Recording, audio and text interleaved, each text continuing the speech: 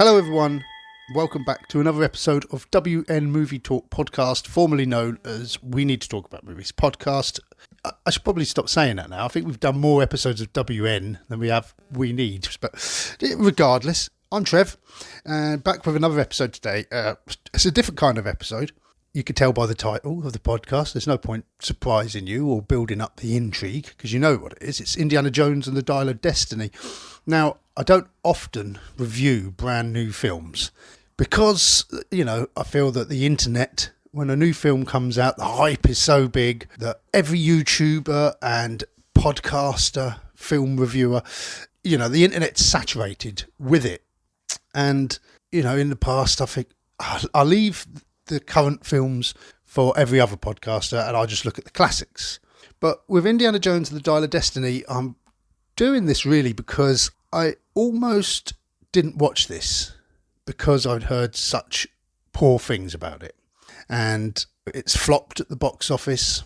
I mean, Indy's getting past it. It's another franchise film that's being dragged out longer than it needs to be. And there was a lot of things putting me off. And I listened to one or two podcasts that I follow where they really tore the film apart. They didn't have a very good time and it almost put me off. But then last night, Sunday night, and I was sort of at a loose end and I thought, do you know what? I'm going to go and watch it before it comes off of our local cinema. I will go and watch it. And it made me think the whole way through. I was reflecting on Indiana Jones in the past and the current state of films. And I thought, do you know what? I am going to do a little podcast about this. So that's where I am. That's why I'm here today doing a podcast for Indiana Jones and the Dial of Destiny. So it's a 2023 film directed by James Mangold and written by Jez Butterworth, John Henry Butterworth, David Coep and James Mangold. So obviously Spielberg and Lucas both bowed out of this one, which, that was another thing that sort of puts you off the idea of revisiting this. If Spielberg and Lucas didn't want anything to do with it, then we're probably best avoiding it. It was really more of a passion project for Harrison Ford. He wanted to get back in the fedora. I said it. Everyone says it. And now I've said it too. Back in the fedora. He wanted to get back in the fedora. Said it again. One last time to sort of wrap up the Indiana Jones story. And probably a bit of an ego thing for him as well, isn't it? Probably, it cemented his career. This character cemented his career. Harrison Ford became a household name off of the back of this and obviously Star Wars. And he almost wasn't Indiana Jones. Back when it was originally cast, it was going to be Tom Selleck. I don't know if you knew that. That's a little fact. I love these little tidbits of trivia. So, it was going to be Tom Selleck, but he couldn't get out of his contract for Magnum P.I. So they gave it to Harrison Ford. Spielberg wanted Harrison Ford. George Lucas was not convinced. But I've covered all this in the past. Only last week, I shared my original reviews from an old YouTube channel I had. I shared them to my new YouTube channel. That's it. WN Movie Talk podcast over on YouTube. Please go over and have a look. I'm taking the time to edit a lot of our podcasts down to sort of like 20, 25 minute videos with images, lovely images of the film to accompany them. So I would like you to have a look over there if you haven't already. Please look over, subscribe. At the moment, there's a few films on there. I've done a couple with my brother Robin, Dirty Rotten Scoundrels, Clue, couple with Nath. We've done With Nail and I. Uncut Gems is on there. Supergirl and Midsummer has just gone up. But anyway, I shared all in one the original 3 reviews of the Indiana Jones film from a series I was doing all actually about Spielberg. So it's more sort of looking at the Indiana Jones films as part of Spielberg's career, but reviewing them at the same time. I didn't review Indiana Jones at the Crystal Skull, but let's have a talk about this because I hadn't watched Indiana Jones and the Crystal Skull since it was released. When it first came out, I think I remember hearing rubbish reviews of it. I didn't even go to watch it at the cinema. I waited for it to come out on DVD and I watched it and I was not too impressed at the time. I absolutely thought it was awful. I think a lot of it was because of the CGI that they used. and it took it into sort of more far-fetched realms. Well, I watched it the other night. My son wanted to watch it. We sort of had a family film night. We watched Indiana Jones and Kingdom of the Crystal Skulls. Now, I remember when this came out, I thought Indiana Jones was old then, and that's like nearly 15 years ago now, I think, when it came out. It might even be more than 15 years ago. Yeah, that was 2008, so pretty much 15 years ago. Now, Indiana Jones and the Crystal Skull, the Kingdom of the Crystal Skulls, had a great cast in there. You had Harrison Ford and Karen Allen reviving their roles from the past. Obviously, Denholm Elliott, who played Marcus, had passed away at that point. I'm not sure if Sean Connery had passed away, but he certainly didn't return for the film, so they said that he'd passed away in the movie. But yeah, Harrison Ford and Karen Allen return, both of who looking a lot older. Obviously, a lot of time had passed. Nearly 20 years had passed since The Last Crusade. Now, The Crystal Skulls was, on revisiting it, I actually enjoyed it a lot more this time round than I can remember enjoying it. And I think I was going into it thinking it was going to be so awful. I actually came out thinking it was all right. The beginning half was a lot better than the second half. Kate Blanchett was in there. John Hurt. You had Jim Broadbent taking over the character of Denholm Elliott. Kate Blanchett was the sort of the Ukrainian villain of the piece. But like I said, a lot of this film, the CG was a bit to be desired. It hasn't dated well. Still now it hasn't dated well. And Shia LaBeouf arrives and he turns out to be the son of Indiana Jones and Karen Allen. And I'm pretty sure that at the time, Shia LaBeouf was quite a big deal. He was in nearly everything at this point. This is before he'd sort of shat his career down the pan. And I'm pretty sure that George Lucas and Spielberg thought if Crystal Skulls was a success, the baton would probably be passed on to Shia LaBeouf. But when the film got absolutely panned by critics, it was dropped like a hot turd, or a hot potato. So, yeah, the film, I didn't mind the alien bit at the end. I know a lot of people think it's ridiculous. But Indiana Jones was devised by Lucas originally as a supernatural archaeologist, sort of like a James Bond adventure where he goes globe-trotting around the world in search of these relics, and they've all got magical, mystical powers. So the Crystal Skulls being with aliens, I don't mind that big sort of far-fetched, fantastic ending. It's all part of it for me. When they open the Ark of the Covenant and sort of all those spirits come out and destroy everything, that's far-fetched, but no one minds that. The Temple of Doom with all the voodoo and the black magic's all a bit ridiculous. The minecart chase, nothing is really realistic, is it? And then The Last Crusade, they meet the old knight who's just been sat there for millennium waiting for someone to turn up and choose the right cup.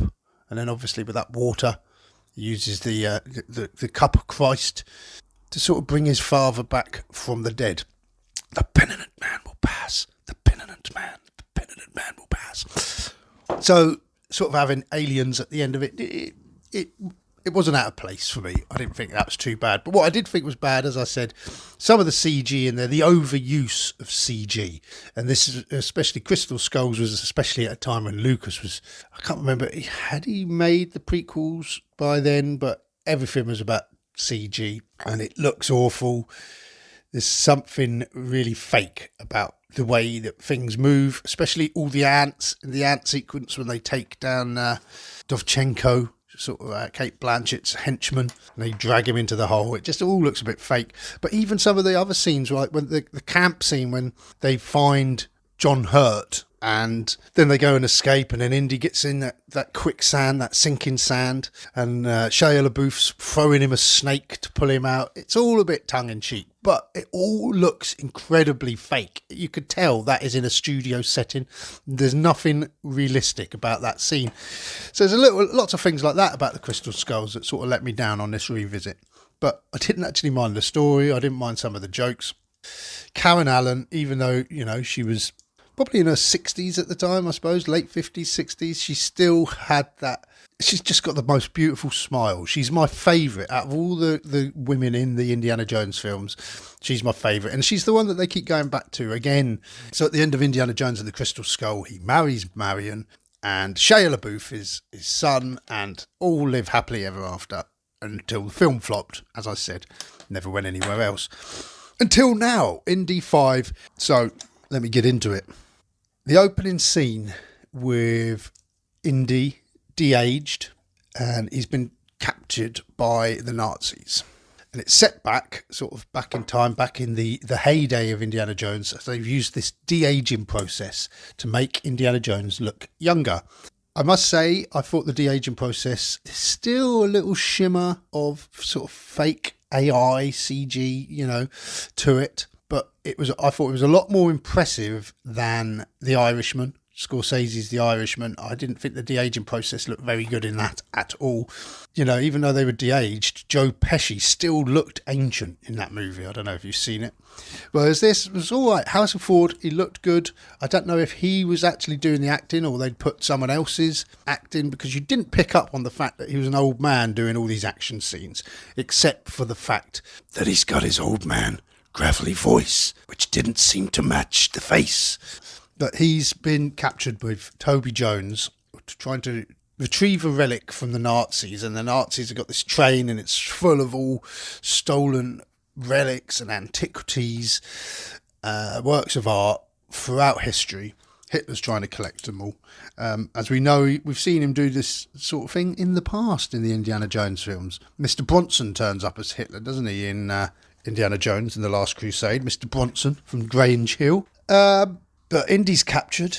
Toby Jones is captured. Toby Jones, if you can't picture who he is, he's a great actor. He's in loads of things. Most famous to me for being in The Detectorists, the BBC sitcom written by Gareth from The Office, Mackenzie Crook. It's one of my favourite little sitcoms. It's so sort of down to earth, so peaceful and tranquil. I really enjoyed it. But in this, Toby Jones, he plays a little English professor. He's not really into the action. He's got a dicky knee, but he gets captured when they capture Indiana Jones, and then a rescue mission ensues, and they're on this train. It's a great sequence.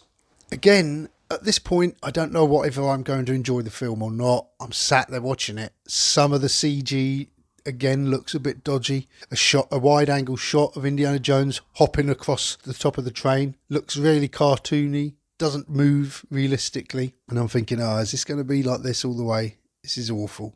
But actually a really gripping action sequence, really good fun, and you soon forget that Harrison Ford is de-aged. You're soon watching it and you're in the story. Also on this train is Mads Mikkelsen, who plays the villain of the piece, and at this point he's sort of working under the Nazis. Now, I'm not going to talk you through the story too much. I will probably spoil it, but I'll save the spoiling for the end, okay? But Mads Mikkelsen is the villain of the piece. Jürgen Voller, German scientist and astrophysicist. When we catch up with the times when Indiana Jones is an old man, obviously in the Crystal Skull, it goes into the 50s, and with the nuclear testing, now we're 15 years ahead again. It's set in 1969, the year of the moon landing, the day of the moon landing, actually. And Mads Mikkelsen, as the professor, the astrophysicist, and former Nazi, he's sort of changed his persona, and he's in America, and he's helped to create the rockets that get them into space. So he's a bit of a hero, and he's working with the CIA to try and find the Dial of Destiny, or Archimedes' Antikythera mechanism. So Archimedes' dial. So it's a machine he's devised that Mads Mikkelsen and Toby Jones certainly believe that is capable of time travel. A lot of the reviews I heard sort of said that this film was dull and Indy doesn't do anything, and the music is, even though it's John Williams, it's not the same. I didn't find any of this going into it. Whether it was because I went in with the lowest expectations, I actually thought it was a really great film. I thought the characters was good. Phoebe Waller-Bridge, obviously, she's too young to be a love interest for Indiana Jones, and they don't need a love interest. You know, the Marion story is still there. They've obviously had to sort of update it because at the end of the last film, it was a happy ending. He had a wife, he had a son. Things have had to move on. Shia LaBeouf has no part in this, so they've had to get him out of the story. You see photos of Karen Allen throughout the film. Indy's still got a soft spot for her, but they have parted their ways. And he's just this old professor living in this rundown apartment in this built-up area, complaining to his neighbours about the music, keeping the music down. He's old, he's grumpy. And it's interesting to see him at this age because, you know, people do get old. Adventurers even get old. We've seen the Young Indiana Jones series. Not that I've ever watched any of those. Maybe I should dig them out at some point. And then we got, you know, now it's good to see him all those many years later as an older man. So Phoebe Waller-Bridge, she's famous for her one-man show and spin-off TV series Fleabag, which I've never seen, I'm afraid. I don't watch a lot of telly, to be honest. So I didn't know what to make of her in this at first. I was like, is she going to be any good? Is she going to be annoying? I actually thought her character was really good. She wasn't just a straight-cut sort of female needs rescuing character. She's got her own motives. They completely conflict with Indiana Jones's motives, but they got this connection because she is the son. Oh no, she isn't. She's the daughter of Toby Jones's character, Basil Shaw. She's called Helena Shaw. She is a big, vibrant character, and her little sidekick, sort of like a nod, I guess, to Short Round from the Temple of Doom. Ethan Isidore plays Teddy. He's her little sidekick. He's a bit of a pickpocket, bit of a thief. But then they're sort of working together to try and they're basically selling artifacts. So he's quite good in that role. He's not as annoying as Short Round. I think a lot of people will think that I'm being blasphemous when I say that, but I really didn't. To me, Temple of Doom is one of my least favourite Indiana Jones films. It's so annoying. It's quite dark. It's dull. There's a big dull section. There's some good set pieces in it, but Short Round becomes annoying. Willie is annoying, screaming her head off. This film, to me, I didn't think was half as annoying or dull. I really, really enjoyed it. And I do urge you all to get up, get out, go and have a watch of it. See what you think. It's a shame that it has flopped. It's a shame for Harrison Ford because, like I say, he wanted everyone to see this film. This is the sort of film that you should watch at a cinema. It should be a big family event, and I think people were so put off by it, and people are so put off by all the remakes and the reboots. I know I certainly am. Sequels. It's just ongoing. It's endless. And because of that, I nearly didn't go and watch it. But I'm pretty glad I did watch it, and I think it's a shame that it hasn't done its job. Another part of this is that people know that as soon as it comes off the cinema, it's going to be streaming on Disney Plus within the month, you know? So people are like, well, I'm already paying for Disney Plus. Why would I pay a cinema ticket to watch something that I'm going to watch in a couple of weeks? So there needs to be a change in how it works, else the cinemas are just going to fail and fade into obscurity. So now all the actors and that are striking as well. So that's overpay and over sort of, it's more to do with the younger, the smaller actors. But I mean, some of these Hollywood actors, you see the sort of money they're earning, and it's pushing the budgets of films up into ridiculous sort of areas. Now, I think Indiana Jones and the Dial of Destiny, in order to make its money, it needed to make $750 million back. Now, that's not just the budget, that's distribution, advertising, all that that it's needed to make. And I think it's just sort of made around 300 million in its worldwide run, which is a real shame. But, you know, you got all these big actors in there. None of them really work for a budget. And it just means that the studios can only make these big films that if they know they're going to get the return back. So the films become bigger to get the audiences in, but now it's sort of imploding on itself. This happened again in the 60s. The likes of The big films, big event films of the 60s, people just got bored of them. And I think the same is happening now. We're seeing all these films flopping, left, right and centre. Anyway, going back to Indiana Jones. So we visit John Rhys Davies as Salah, turns up in here. He's hardly used, to be honest. It's just a sort of a bring him in to revive his role, sort of, I suppose, fan service you'd call it. And he says his old classic lines and nods back to the original films. But he doesn't really have a big part to play in it. And I think I saw an interview where he said that he would have liked to do a bit more. And even in the film, he says he'd like to do a bit more. He'd like to go on a mission with Indiana Jones. I mean, all these people now are getting on in age. Karen Allen does a turn up at the end. And when I was watching the Crystal Skulls, I said she's aged. It's a shame to see people age, but she still had that prettiness about her. I don't think she'd had any work done. She seems to have grown gracefully. She still has this most amazing smile. When she comes back in at the end of this film, it really is like, oh my God, she's like, she's aged another 15 years. She's elderly now. It makes you think, oh my God, it made me question how old we're all getting, how quick time leaps on. It doesn't seem like yesterday that I watched Indiana Jones and the Crystal Skulls. It was 2 days ago. But you know what I mean.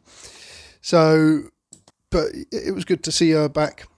Antonio Banderas turns up as well. Now, he's another character who I felt was underused. You meet him, his character's not really developed all that. He's an old friend of Indy's, we get to know. I mean, he looks old now. He looks, he used to be like this suave, sort of handsome, sexy looking guy. And now he seems to always play these old scruffy pirates. Think of SpongeBob SquarePants. Think of him in that. Very similar sort of character in this. He's good in it. He certainly was. I did enjoy him in it. Mads Mikkelsen, as I said, he steals the show. Every scene he's in, he's just really great. A great villain.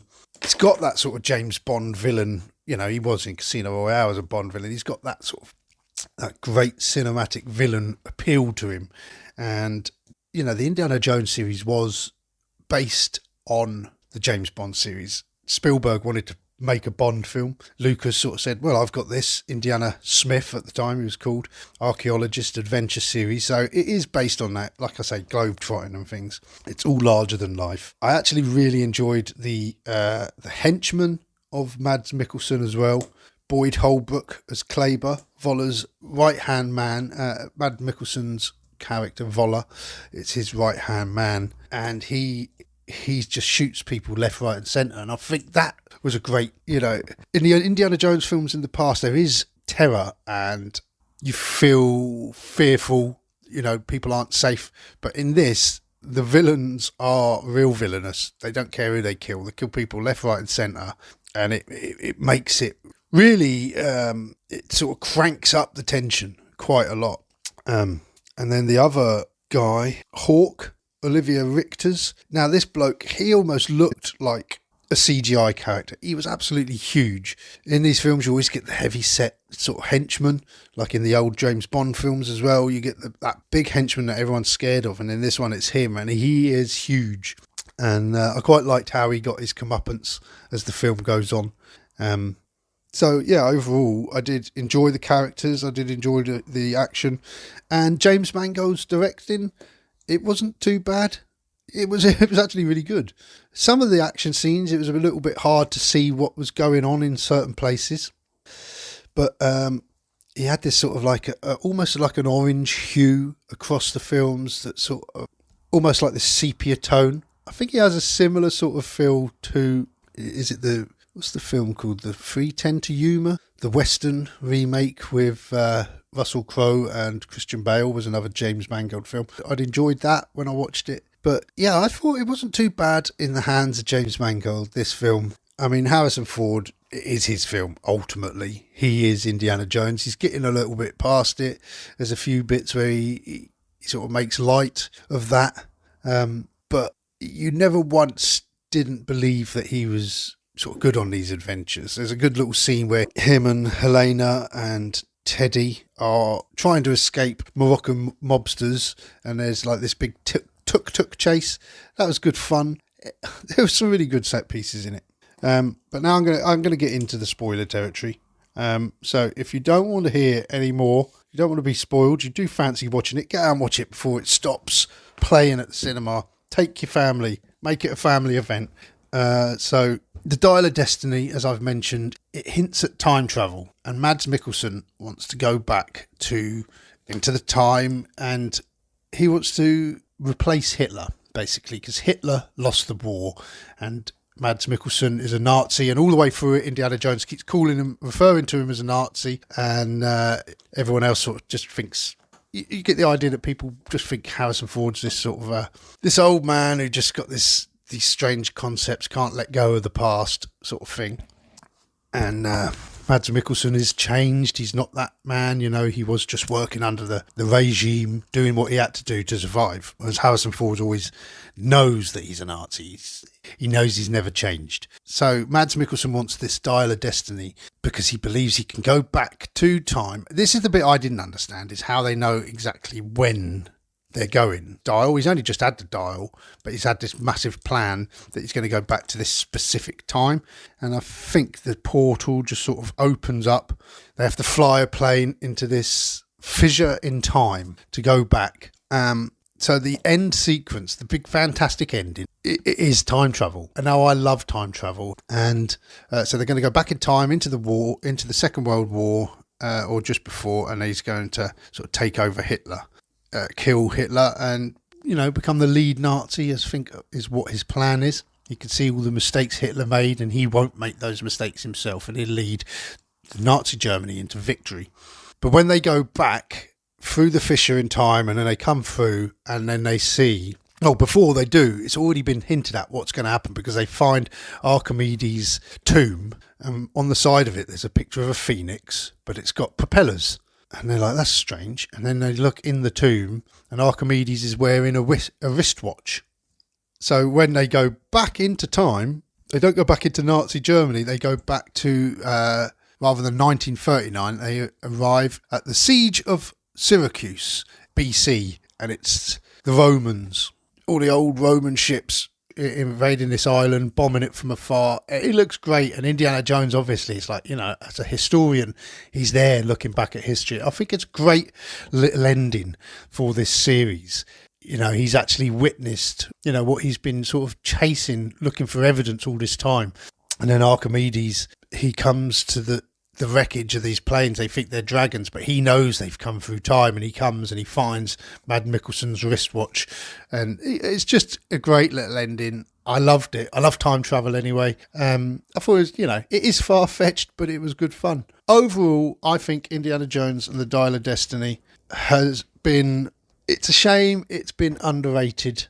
I really wish I'd gone to see it sooner, but I also wish that, like I say, it is released in amongst a lot of this sort of rebooting and remaking, and some work and some don't. I know Top Gun last year done really well. The Creed films, really, they're just sequels to Rocky. They're doing really well, none of which I've seen. I never want to revisit these old films. I always think the thing about nostalgia is we look back fondly at these films, and when we try to recreate them, they never really work. The new Ghostbusters films have not worked for me, even though the last one I think was successful. A lot of fans really liked it because it does exactly what the first ones do. That to me isn't original. It's just remaking the first films. I don't get it. But yeah, overall, I did enjoy Indiana Jones and the Dial of Destiny. So there you go. That's my 10 pence worth. So if you want to watch it, watch it. Don't be afraid of what the critics and the box office figures are saying. It is worth having a look just to see the end of the series. It is a shame that Lucas and that didn't get involved in it, but to be honest, Lucas's writing has been horrendous. Those prequel trilogy Star Wars are my least favourite in the series. Some of his work is ridiculous. A lot of people said that the Dial of Destiny misses the Spielberg magic. With the Spielberg magic, sometimes it's too it's too, I don't know, too sentimental. I don't know. There's something, when I watched The Crystal Skulls, some of it was really good. There's some really great sequences. Some of it is a bit cheesy and a bit awful. I certainly didn't like Ray Whitstone in The Crystal Skull. He was awful all the way through it. Jonesy! I'm a good guy. I'm a bad guy. I'm a good guy again. I'm a bad guy again. It just, oh God, enough of him. John Hurt's character was like strung out with the fairies, and it was all a bit ridiculous and a bit too, it was going too much for the comedy. Whereas this one here, there was enough laughs in it to sort of make it feel like an Indiana Jones film, but it was serious as well. Some good action set pieces. As I said, the characters were good. They wasn't all straight cut. We're the good guys, you're the bad guys.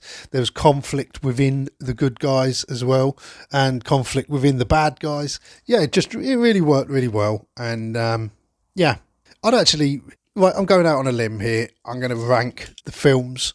Raiders of the Lost Ark, just classic. It set the character in motion. It's a faultless film from beginning to end.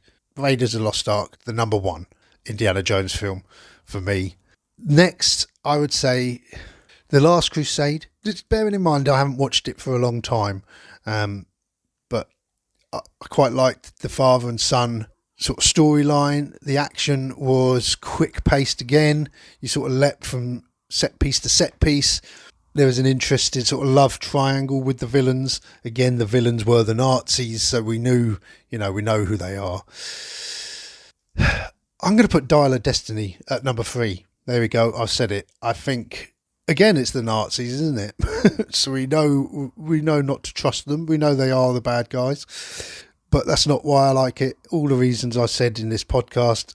It kept moving. It kept being, it was exciting. It was funny. It was sentimental at the end, but it wasn't overdone with sentimentality. It was slightly nostalgic, but it wasn't overdone. It wasn't cheesy. It didn't pile it on. And then Temple of Doom, I suppose, would be the 4th. Temple of Doom, to me, I always found it dull. It's never one that I've enjoyed rewatching. As I said, there's a few set pieces in it. And then Crystal Skulls, probably to me, still my least favourite Indiana Jones film, even though it wasn't as bad as I remembered it. So there you go. That's it. I've said it. You can agree with me or disagree with me as you like, but that was it. That was me reviewing Indiana Jones and the Dial of Destiny. Thanks ever so much for listening. If you have enjoyed this, please do subscribe to our podcast on whatever podcast platform you're listening. Please give us a rating. That would be great. Try and help us to get out there. Maybe you can share the odd episode here and there. Also, as I said, we're over on YouTube. Search WN Movie Talk Podcast, where I will be editing my pictorial podcasts as we go. I'm going to try and do some other videos as well on there to keep the channel moving. So yeah, please check that out. Or if you want to contact us at all with your own opinions of our reviews, if you agree with us or disagree with us, or if you have any recommendations, or you want us to focus on a topic or anything, then email us at wnmovietalk@gmail.com. That's wnmovietalk@gmail.com. Anyway, enough's enough. I'll leave you all. Enjoy your week, and I'll see you all again soon. Cheers.